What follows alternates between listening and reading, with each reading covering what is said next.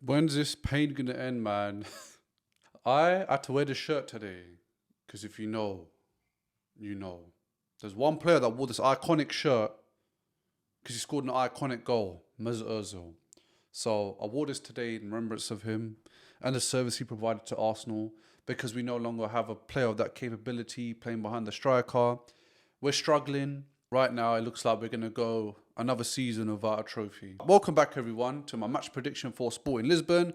You're going to want to stay for this because I'm going to tell you a few facts about the month of April and why it's a cursed month. Now, Arsenal have a 1-0 aggregate over Sporting Lisbon.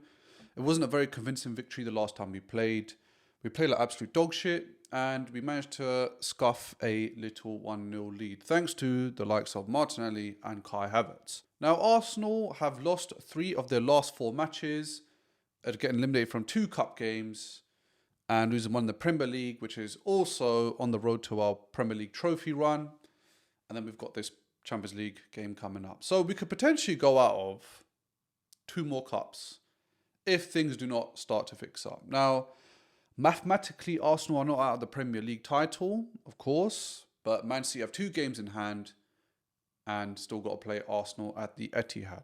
The way we're currently playing right now is absolute crap. And the reason why I say that is because the lack of goals. In our last game, which I covered, which you can see at the end of this video, where my match reaction for the Bournemouth versus Arsenal, it took us 35 minutes to have a shot, and that shot was a penalty. So it just shows you that the attack is the problem here. The second thing is that Arsenal's record in April has been the lowest it's been under Mikel Arteta, with a 40% win rate. So April is basically our cursed month.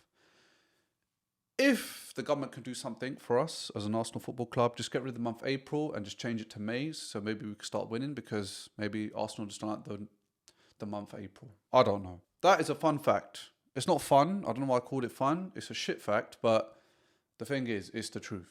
40%. Going with that mindset and going by what I've seen, how confident am I about the Sporting Lisbon game? Not very much. Sporting Lisbon, they've not lost at home in 17, or not lost in 17 matches. We beat them away, fair enough.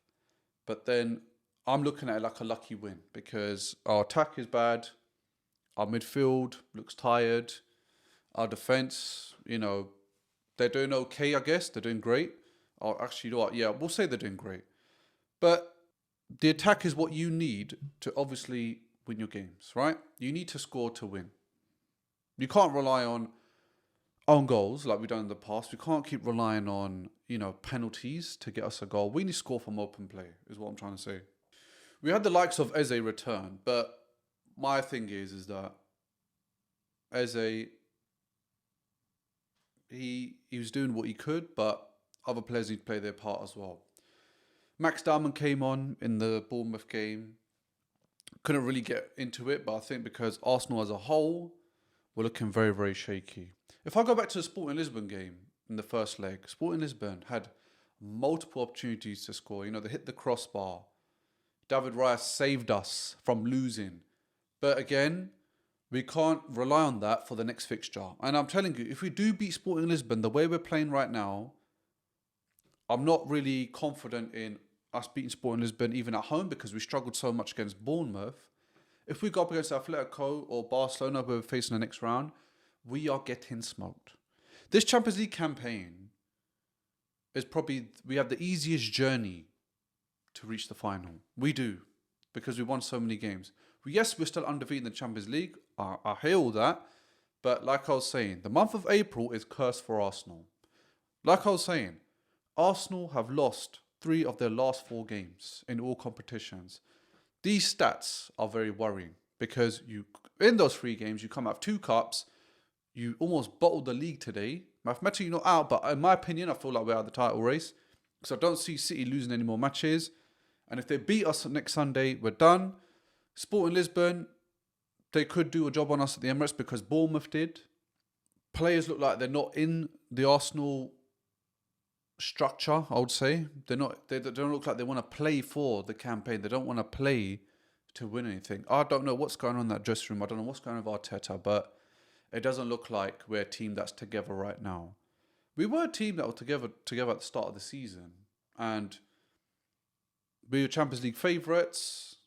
We're Premier League favourites. We were FA Cup favourites, Carabao favourites, because we were winning. But it seems like the latter stage of the season, Arsenal just seem to drop off. And you don't want to be dropping off when it's the most crucial part. Arteta's obviously in talks to get his contract renewal, but I'm looking at it from this point of view. If he does not win anything this season, does he deserve a contract renewal? In my opinion, no, because 7 years without a trophy is crazy. If Chelsea managed to win a trophy, if Man United managed to win a trophy, Man City, of course, if Aston Villa, they could be winning Europa this season. West Ham, they won a European trophy. Crystal Palace been winning trophies.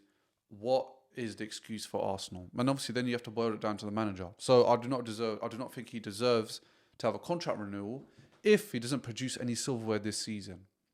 Now, there's plenty of managers out there that we can grab. I understand the reason why they want to keep him around, and I'm just going to be honest, it's just because of the finances. Because he brings in so much revenue from 5-6 years ago, they're looking at it from a business point of view. Now, remember this, our owners are American. Yeah, everything's business for them. They treat the Premier League like a business. I'm not going to sit here and say, the Cronkies haven't helped the club evolve. They have. But at the end of the day, the Cronkies have multiple clubs and teams that they look over. So their priority is going to be the American sports, yeah? Like the Denver Nuggets, the LA Rams. They put huge investments and time and energy into those sports because they're American. That's the sports they grew up with, This is just like an investment for them. But they know that also they can make a lot of revenue. And that's why I feel like Arteta's getting the contract renewal. We need to have a big shake-up in the summer. If we did win the Premier League or the Champions League, I still feel like there needs to be a lot of outgoings and a lot of incomings, definitely. Because it's just going too far in terms of players just playing inconsistently. So that's one of the reasons why I feel like this summer is going to be very, very interesting in terms of the players leaving and coming in. But yeah, let me get into the team sheet. I'm actually going to make a surprise change today for our defence. And I'm just going off form. So right back, obviously, Timber's not available. Saka's not going to be available. So I'm going to exclude them for now. Things can change, but I'm going to exclude them for now until Wednesday. So right back's going to go with Ben White. Had a bit of a terrible game against Bournemouth, in my opinion. And he did struggle in the Sporting Lisbon game, but he's obviously our right back right now. So Ben White right back, right centre back Saliba, left centre back Gabriel. Left back I'm actually go with Miles Lewis-Skelly. And the reason why is because I feel like he was actually one of the bright sparks in the Bournemouth game where we lost. He actually played really, really well. So I think he deserves to start. Central midfielders. I want to see Norgard and Declan Rice. I know Declan Rice is tired, but without that guy, I'm telling you, we will crumble even more. We need to make sure he's still in the game. Right wing, I'm going to go with Madueke. Left wing, I'm going to go with Martinelli. Number 10, I'm going to start with Eze this time. And number 9, I'm going to go with Gabby Jesus. I want him to start, and I want Gyökeres to come on as a sub, because Gyökeres actually has a good record coming on as a sub and scoring, especially in the Champs as well. Champs, he has a good record. So I want to put him as a sub. So that's the lineup for the game. What would the scoreline be? I feel like I'm trying to be positive here and try to be optimistic. Not too optimistic where I see myself becoming delusional, but I think Arsenal will win again 1-0. I'm just going to throw 1-0 out there. Just letting you know now, if we lose, do not be surprised, yeah? Just think about the last games, but do not be surprised if we lose, because something is missing from this team. I'm not talking about players, but that same drive, that same sting, I don't know if it's exhaustion, but something is missing in this Arsenal team.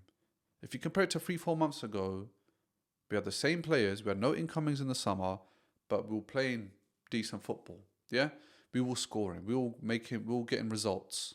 But there's been a drop-off, and I don't know why. But yeah, that's my match prediction. Thank you so much if you listened so far. Make sure you subscribe. I'll be doing watch-along on Wednesday for the Sporting game. And I will need you all to make sure you're tuned in and subscribed. Till next time.